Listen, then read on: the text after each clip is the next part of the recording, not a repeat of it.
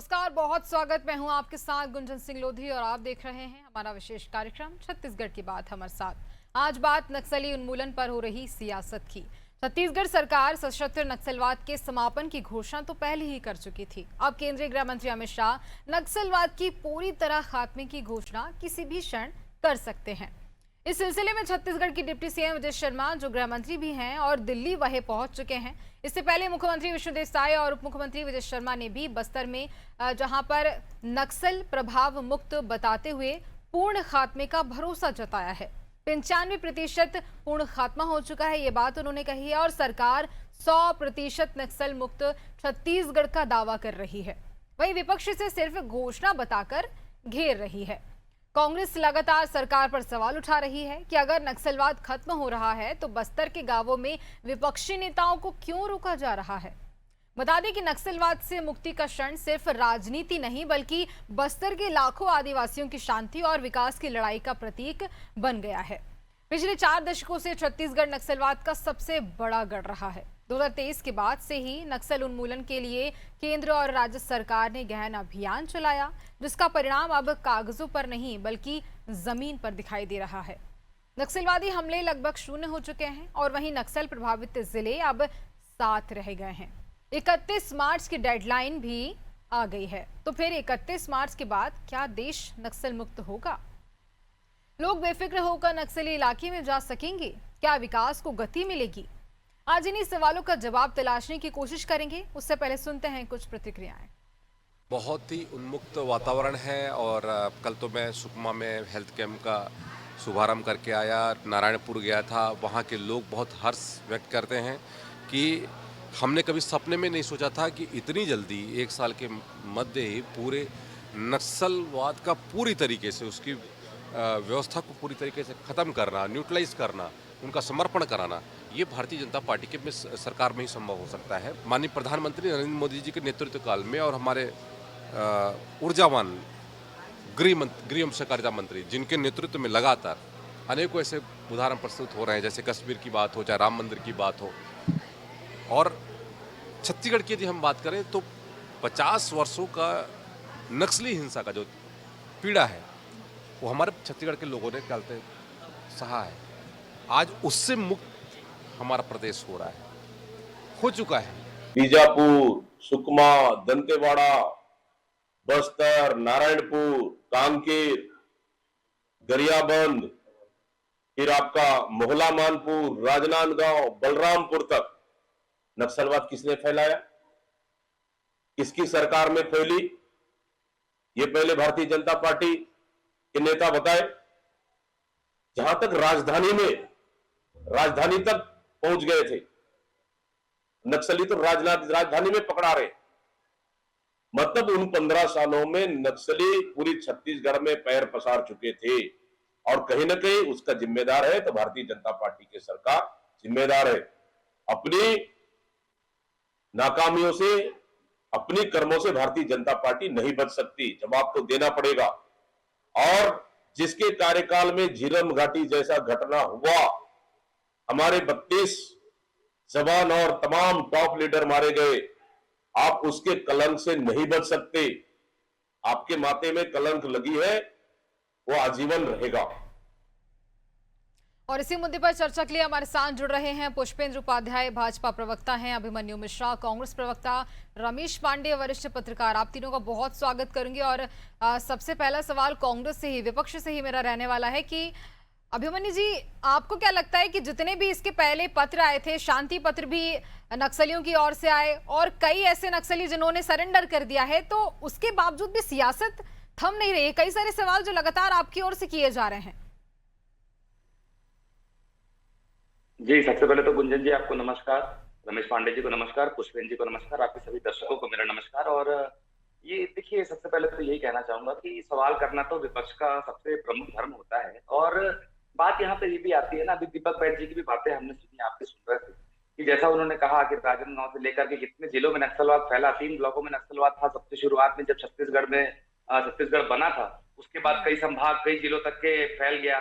उस समय के और भी चीजें हैं, लेकिन आरोप प्रत्यारोप में हम कभी नक्सलवाद पे राजनीति करने के पक्ष में नहीं रहे। आप देखें, पहले भी सलवा जुडूम का मामला रहा होगा, हमने बढ़ चढ़ कर सरकार का साथ दिया, हमारे नेता शहीद हुए, बल्कि उस समय की सरकार हमारे नेताओं को जो है सुरक्षा देने में नाकाम हो गई। तो ये सबसे बड़ी जो एक विफलता थी उस सरकार की, जो इसको और अभी दीपक बैठ जी इंगित कर रहे थे।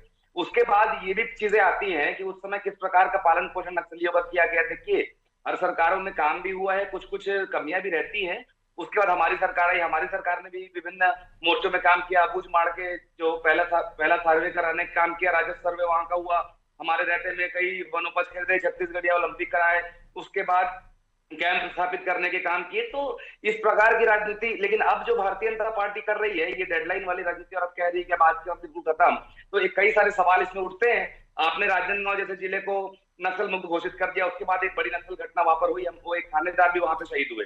उसके बाद आप बीजापुर की अगर बात करें तो विधायक विक्रम मंडावी जी हैं, उनको जनसभा करने का अनुमति नहीं मिलती। पुलिस प्रशासन कहता है कि वहां नक्सली मूवमेंट है, आपको जान को खतरा है। तो जब ये जिले सारे नक्सल मुक्त घोषित किए जा चुके हैं, उसके बाद इस प्रकार की चीजें क्यों सामने आ रही है? तो यहाँ पे ये भी सवाल सामने आता है कि जिस तरह की फंडिंग जो इस नक्सली इलाकों में आती है वो बंद कर दी जाएगी। अभी भी देखिए, गृह मंत्री जी भी वही कह रहे हैं जो हम लोग कह रहे हैं कि 31 तारीख के बाद कोई जादू की छड़ी भी चल जाने वाली है कि आज नक्सलवाद आज के बाद बिल्कुल खत्म हो जाएगा, एक भी गोली नहीं चलेगी, एक भी धमाका नहीं होगा। हमको सतर्क रहने की जरूरत है। ये वैचारिक लड़ाई है, विचार से लड़ने के लिए लड़ाई लंबी लड़नी पड़ती है, तो हमको इसके लिए तैयार रहना होगा। तो केवल सरकार जो है श्रेय लेने के लिए राजनीति ना करे, इसलिए हमको याद दिलाना ये भी जरूरी हो जाता है कि उनके पूर्व के समय में क्या क्या हुआ, कैसे उनके गृह मंत्री के ऑफिस में चंदा चिट्ठी मिला करती थी नक्सलियों की, और भी कई सारी उस समय घटनाएं दुर्घटनाएं हुई। कई सारे भारतीय जनता पार्टी के नेताओं के नाम नक्सलियों के साथ जुड़े दिखाई दिए, जैसे लव कुमार राय, डुपोडियम लिंगा, जगत गुजारा जैसे कई सारे। तो आज अगर 2 साल में आकर के भारतीय जनता पार्टी ये कहे कि हमने आकर के जादू की कोई छड़ी चला दी है और अब इन्हीं 2 साल में जो है नक्सलवाद खत्म कर दिया है, तो ये देखिए, नक्सलवाद के खिलाफ लड़ाई तो साल पुरानी है। छत्तीसगढ़ बनने से पहले भी जब मध्य प्रदेश हुआ करता था तब की लंबी लड़ाई है ये सब। तो उसके बाद ये सशस्त्र बल भी हमारे हैं जो इतने समय से लड़ते आ रहे हैं, उनके शौर्य पर सवाल उठाने के जैसा ही है कि अगर बोलेंगे पिछले 5 साल में काम नहीं कर रहे थे, अभी 2 साल में काम कर रहे हैं। तो देखिए, फोर्सेज वही रही है, शुरुआत से सरकारों ने काम किया है और विपक्ष ने भी साथ दिया है, बल्कि आप हमेशा इसमें राजनीति करने की और श्रेय लेने की होड़ में लगे रहते हैं। हमने एक विपक्ष के रूप में हमेशा एक सक्रिय विपक्ष का धर्म निभाया है नक्सलवाद के मुद्दे में, और उल्टा हमने अपने नेताओं को खो दिया, हमको सिक्योरिटी देने की ये काम नहीं कर पाए। आज तक उसकी जांच रिपोर्ट सामने नहीं आ पाई है ना, ये क्या जांच कर रही पता नहीं। तो नक्सलवाद के मुद्दे पर भारतीय जनता पार्टी ही राजनीति कर रही है। बहुत ही दर्दनाक घटना थी, जो अभी भी अगर याद करते हैं तो झकझोर कर रख देती है। ऐसी घटना थी वो, कई ऐसे बड़े नेता जिन्होंने अपनी जान गंवा दी थी, एक बहुत बड़ा मामला था ये। पुष्पेंद्र जी क्या कहेंगे आप? अभिमन्यु जी ने बहुत सारे सवाल किए और एक सवाल मेरा भी कि 31 मार्च 2026 कल, और ये डेडलाइन रखी गई थी कि नक्सलवाद का खात्मा हो जाएगा, तो क्या ये खात्मा 100% 100% हो जाएगा? पुष्पेंद्र जी।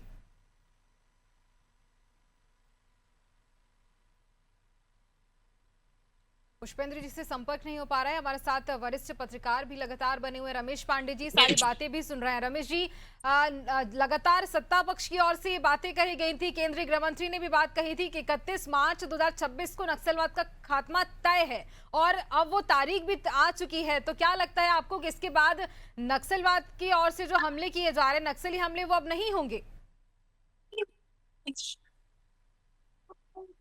गुंजन जी, हमारा प्रिय पैनलिस्ट साथी मन्नू मिश्रा जी, पुष्पेंद्र उपाध्याय जी और आपके लोकप्रिय चैनल के प्रिय दर्शक सभी को मैं नमस्कार करता हूं। आज खुशी का दिन है और ये हम सब के लिए आने वाला दिन खुशी का दिन होने वाला है, इसलिए हम लोगों को कोई नकारात्मक बातें नहीं करनी चाहिए। हम सारे लोग मिलकर के, मीडिया के लोग, पक्ष के लोग, विपक्ष के लोग, पुलिस के जवान, आम जनता, सब मिल करके ये खुशी मनाएगी कि नक्सलवाद का दंश इस देश से अब खत्म हो चुका है। अब इसमें कोई संशय नहीं रह गया है।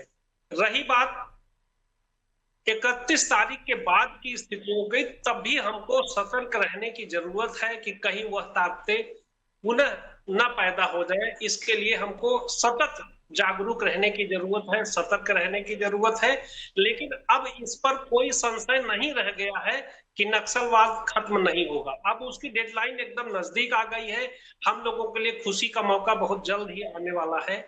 मेरे ख्याल से आज लोकसभा में भी इस महत्वपूर्ण विषय पर पक्ष और विपक्ष के सांसद अपनी बात रखेंगे, चर्चा होगी, गंभीर चर्चा होगी। और अभी तक जो, जैसे आज ही मैंने एक जानकारी अभी कुछ घंटों पहले आई है कि आंध्र प्रदेश में एक बड़े नक्सली जो बचा रह गया था उसने भी सरेंडर कर दिया है। और कल आप देख रहे होंगे कि सुकमा में भी एक नक्सल का इनकाउंटर हुआ है, बहुत सारे लोगों ने सरेंडर भी किया है। तो अब ये निश्चित है कि अब नक्सलवाद का खात्मा हो चुका है, अब इसमें कोई संशय नहीं रह गया है। जी ठीक है, भाजपा प्रवक्ता हमारे साथ बने हुए हैं पुष्पेंद्र उपाध्याय जी। पुष्पेंद्र जी, जब सवाल पूछने की बारी आई तो आप संपर्क से बाहर हो गए। खैर, मेरा सवाल ये था, पहली चीज तो विपक्ष की ओर से भी कई सारे सवाल हैं और वही मेरा सवाल भी है कि 31 मार्च 2026 कल की जो तारीख है वो डेडलाइन रखी गई थी, तो 100% 100% कहा जा सकता है कि नक्सलवाद का खात्मा हो जाएगा? पुष्पेंद्र जी।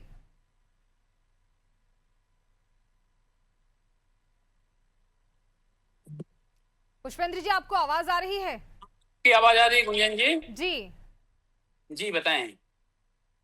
मेरा सवाल ये कि अगर 31 मार्च को जो तारीख रखी गई थी, क्या उस पर जो डेडलाइन रखी गई थी उसी पर नक्सलवाद का खात्मा हो जाएगा? 100% नक्सलवाद का खात्मा हो जाएगा? इसके बाद कोई नक्सली हमला नहीं होगा क्या?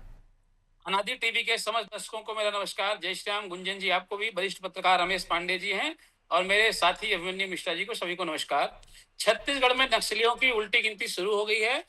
अब फाइनल हिट ऑपरेशन चल रहा है। अब नक्सलियों की मार और फाइनल ऑपरेशन चल रहा है। अब बस्तर बारूद नहीं, विकास के नाम से जाना जाएगा। हमारी सरकार का दावा था अब लड़ाई सिर्फ बंदूक की नहीं, विकास की होगी। और आपको मैं बताना चाहता हूं, कांग्रेस की सरकार जहां जहां गई वहां नक्सलवाद चालू हुआ। भारतीय जनता पार्टी की सरकार जहां जहां जा रही है वहां नक्सलवाद खत्म हो रहा है।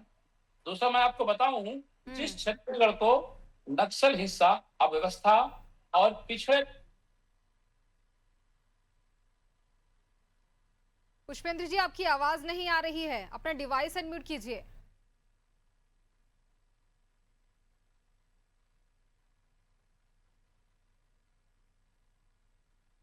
पुष्पेंद्र जी, आपकी आवाज अभी भी नहीं आ रही है।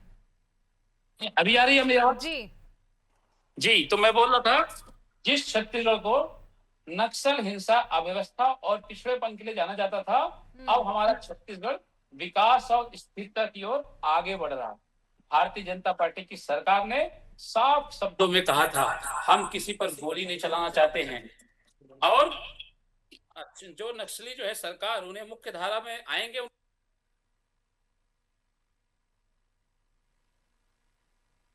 दशकों से जो है ना, भारतीय जनता पार्टी देख रही थी इसके शासनकाल में जहां जहां कांग्रेस की सरकार गई वहां नक्सलवाद चालू हुआ है।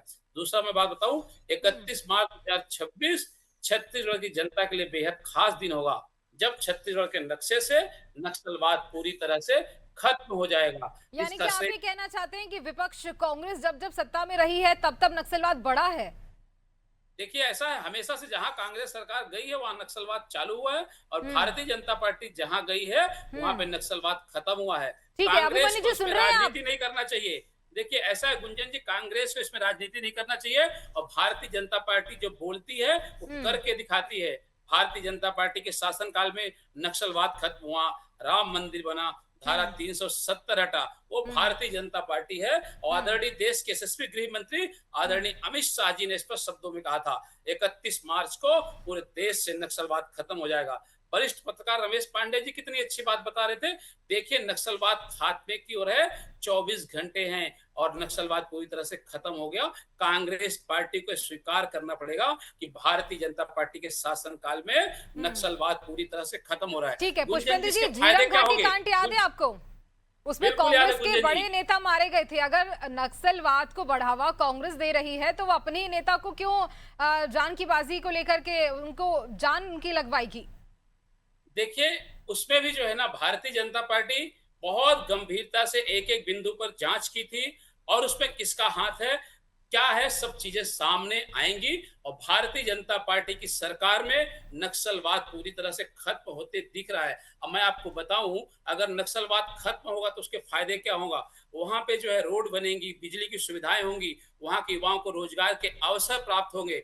हमारे भारतीय जनता पार्टी के शासनकाल में अगर वहां पे नक्सली कैंप लगते थे, जहां नक्सली कैंप लग रहे थे वहां से नक्सलवाद पूरी तरह से खत्म हो रहा था। और कांग्रेस के शासनकाल में क्या होता था, नक्सली कैंप लगते लगते खत्म हो जाता था। गुंजन जी, भारतीय जनता पार्टी और कांग्रेस में यही बेसिक फर्क है। भारतीय जनता पार्टी एक एक बिंदु को लेकर गंभीरता से काम करती है, उसी का परिणाम आप लोगों के सामने है। 31 मार्च 2026 छत्तीसगढ़ की जनता के लिए बेहद खास दिन होगा, जब छत्तीसगढ़ के नक्शे से नक्सलवाद पूरी तरह से खत्म हो जाएगा। बीजापुर, सुकमा, कांकेर की बात करें, वहां युवा पूरी अब अच्छे चीज में वहां पे लोग रोजगार के अवसर पैदा होंगे। अब पहले क्या होता था, लोग वहां एग्जाम देने जाते थे तो घर के लोग बोलते थे बेटा शाम होने के पहले घर वापस आ जाना। अब वहां के महिलाएं, बच्चे सब अच्छे वातावरण में पढ़ाई कर रहे हैं, वहां के लोगों का रोजगार के अवसर पैदा हो रहे हैं। ठीक है पुष्पेंद्र जी, अभिमन्यु जी के पास आपके सवालों का जवाब है। जी अभिमन्यु जी। जी देखिए, सबसे पहले तो ऐसा है कि भारतीय जनता पार्टी के लोगों की आदत है बिना सर पैर की बात करना। अभी भी कह रहे थे कि नक्सलवाद जब कांग्रेस रहती है तो बढ़ता है, लेकिन आंकड़े तो ये नहीं कहते। गृह मंत्रालय के आंकड़े कहते हैं, अमित शाह जी ने खुद कहा था, भूपेश बघेल जी की, हमारे जब पूर्व मुख्यमंत्री जी की सरकार थी यहाँ छत्तीसगढ़ में कांग्रेस की, तब उन्होंने कहा था कि 80% तक नक्सलवाद छत्तीसगढ़ में खत्म हो चुका है। ये गृह मंत्रालय का बयान था, हवा हवाई बात नहीं करते हम।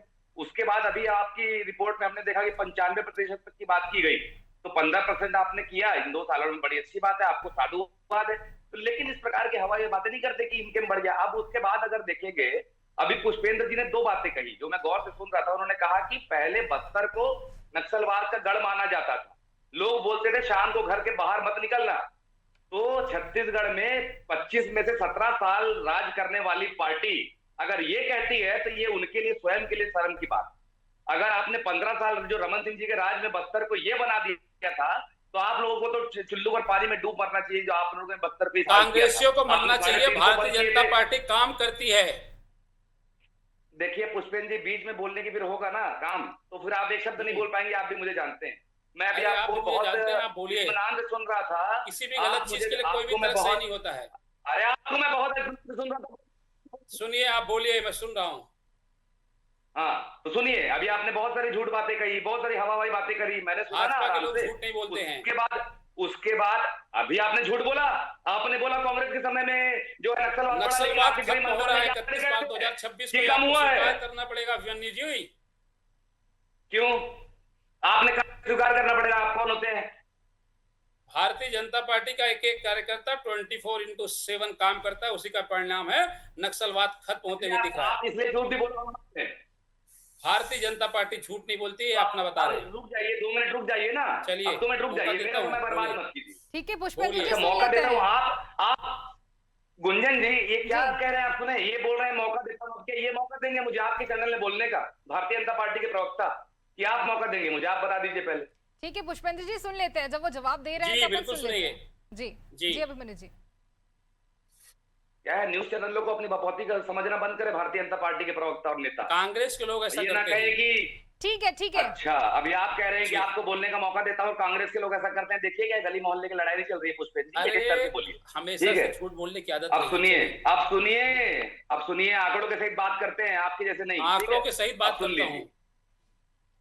हाँ तो अपने पास आपने क्या लिखा है हमको क्या मालूम? अब बता रहा हूं मैं, आपके गृह मंत्रालय का ये आंकड़ा था, आपके गृह मंत्रालय का ये बयान था कि 80% नक्सलवाद भूपेश बघेल जी के समय में खत्म हो चुका छत्तीसगढ़ से। ये आपके गृह मंत्रालय का बयान था, आप इसको नकार नहीं सकते, गूगल कर लीजिएगा, आपको मिल जाएगा। अब इसके बाद बात करें कैंपों की, तो कैंपों के लिए जितने आवेदन आना शुरू हुए थे हमारी सरकार के दौरान, जब कैंप खोलना शुरू किए थे, ये भी आप गूगल करके सर्च कर सकते हैं कि जो लोग जहां पर पहले कैंप खोलने का विरोध करते थे, वो लोग आवेदन देने लगे थे कि अब हमारे यहाँ भी कैंप खोलना चाहिए। जब भूजमाड़ में पहली बार सर्वे करने का सरकार ने हमारे काम किया, उसके बाद वहां कैंप बनाने का काम किया, सुदूर इलाकों तक के जहां पहुंच नहीं पाते थे। 15 साल की दमनकारी रमन सिंह जी की सरकार में जो इलाकों को अछूता रखा गया, जो इलाकों को वंचित रखा गया, वहां तक के सरकारी सुविधाएं पहुंचाने का काम हमारी सरकार ने किया। और उसके बाद भी हमने कभी राजनीति नहीं की। हमने 15 साल की रमन सिंह जी की सरकार हो तब, आज की भारतीय जनता पार्टी की सरकार हो तब, हमने लगातार 7 देर का काम किया नक्सलवाद की लड़ाई में। हमने तो अपने नेताओं को खोया है, हमको आपसे सीखने की जरूरत नहीं है।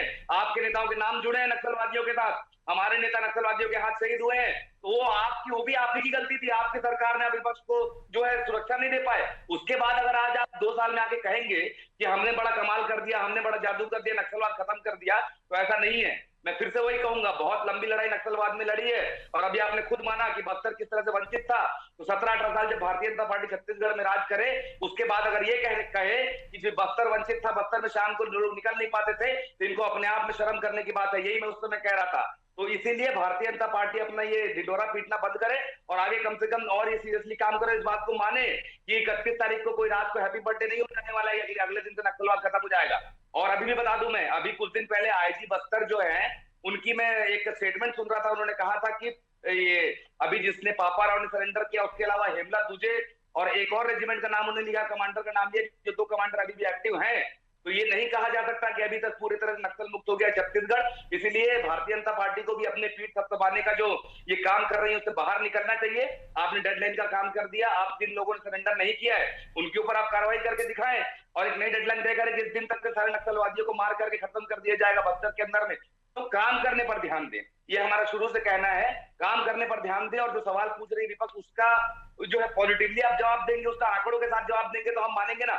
आप ये कहेंगे कि हम कह रहे हैं इसलिए आप मान लीजिए कि नक्सल मुक्त हो गया, तो ये कैसे हो सकता है? ये कहीं संभव है क्या? कोई नहीं मान सकता, ना आप मान सकती, ना हमारे दर्शक मान सकते हैं। तो इस प्रकार की बातें भारतीय जनता पार्टी वाले ना करें, आंकड़ों के साथ बताएं कि नक्सलवादी अभी और कितने बचे हैं, कब तक खत्म होंगे, लैंड माइन्स। और एक आंकड़ा, बड़ा आंकड़ा ये है कि केवल 1200 जो हथियार अभी तक सरेंडर हुए हैं, 50,000 हथियार नक्सलियों के पास थे, ये पुरानी रिपोर्ट कहती है सरकार की। उसके बाद जो है 1,500 करोड़ की उनकी सालाना जो आय थी, उसका भी अभी तक कोई अता पता नहीं है, जिसको सोने के रूप में वो लोग इन्वेस्ट करते थे। तो ये सारी चीजों के लिए अभी आगे रणनीति बनानी चाहिए सरकार को, जिसमें लगता नहीं कि उनको कोई भी इंटरेस्ट है। केवल सरकार जो है आज अपनी पीठ दबाने में व्यस्त है, इसीलिए हम जो है उनसे लगातार सवाल पूछने का काम करते हैं कि सपनों में मत जिए, जो हकीकत है उसको देखें। अभिमन्यु जी, एक सही और एक मजबूत विपक्ष का होना भी बेहद जरूरी है, जो कई मुद्दों को सामने लेकर आती है, कई बड़े सवाल करती है, ताकि सत्ता में बैठे लोगों को ये ना लगे कि वो कुछ भी करें और कोई ध्यान नहीं दे रहा है। तो इसलिए कई ऐसे बड़े सवाल करना भी बेहद जरूरी है। वरिष्ठ पत्रकार हमारे साथ जुड़े हुए हैं, सारी बातें भी सुन रहे हैं। रमेश जी, अब 31 मार्च, इसका इंतजार लंबे समय से सभी कर रहे थे और अब देखिए वो तारीख भी आ चुकी है, लेकिन अब इसके बाद आगे क्या?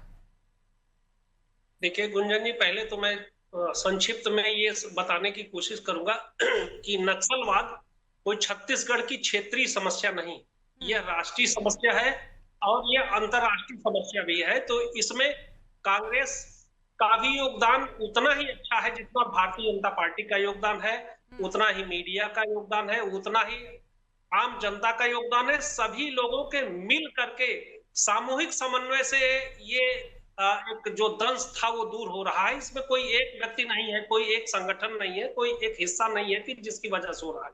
ये सारे लोगों का सामूहिक प्रयास है, इसमें कोई दो राय नहीं है। सारे लोगों की सराहना होनी चाहिए। जो भी जितना भी कदम इसमें साथ दिया है, सब धन्यवाद के पात्र हैं, सब इसके लिए बधाई के पात्र हैं। सबके सामूहिक प्रयासों से ही ये अभियान सफल हुआ है। और एक बात और छोटी सी मैं कह दूं कि सेनापति अगर मार दिया जाता है या सरेंडर कर जाता है तो पूरी सेना को सरेंडर समझा जाता है, सेना का एक एक जवान नहीं मारा जाता। तो नक्सलवाद में लगभग जितने भी सेनापति थे, एक आध छोटे मोटे रह गए हैं और एक जिसकी आशंका है, और मेरी जानकारी में जो छोटी छोटी जानकारी आई थी सूत्रों के अनुसार, उसमें यह है कि वो भी अंडर कस्टडी है, वो भी कल या आज सरेंडर कर देगा। तिरुपति जिसका जो सबसे टॉप मोस्ट वांटेड है वैश्विक लेवल पर, तो नक्सलवाद अपने आप खत्म हो चुका है। बाकी के सारे कमांडर्स लगभग मारे जा चुके हैं या सरेंडर कर चुके हैं। ये नक्सलियों के द्वारा ही बताई गई बात है, जो नक्सली नेता है। तो एक तरह से नक्सलवाद अब बिल्कुल खत्म हो चुका है और हम लोग सारे लोग मिल करके, कांग्रेस के लोग, भारतीय जनता पार्टी के लोग, अन्य दलों के लोग, सामाजिक संगठनों के लोग, सारे लोग मिल करके इस खुशी को सामूहिक रूप से मनाएंगे और वह बहुत निकट है। जी बिल्कुल। और देखिए खुशी का दिन तो है ही, और ये दिन जिसका इंतजार लंबे समय से किया जा रहा था, और वो दिन अब नजदीक ही आने वाला है। क्या आप तीनों का इस खास चर्चा के लिए बहुत धन्यवाद यहाँ मैं देना चाहूंगी। तो नक्सलवाद का खात्मा तय हो चुका है। कई ऐसे बड़े नक्सली जिन्होंने आत्मसमर्पण किया है और अब वो तारीख भी आ चुकी है जो डेडलाइन रखी गई थी 2026 31 मार्च की वो तारीख है। अब इसके आगे क्या कुछ होगा ये देखा जाएगा। इसी के साथ मुझे दीजिए इजाजत। बने रहिए नादी टीवी पर। नमस्कार।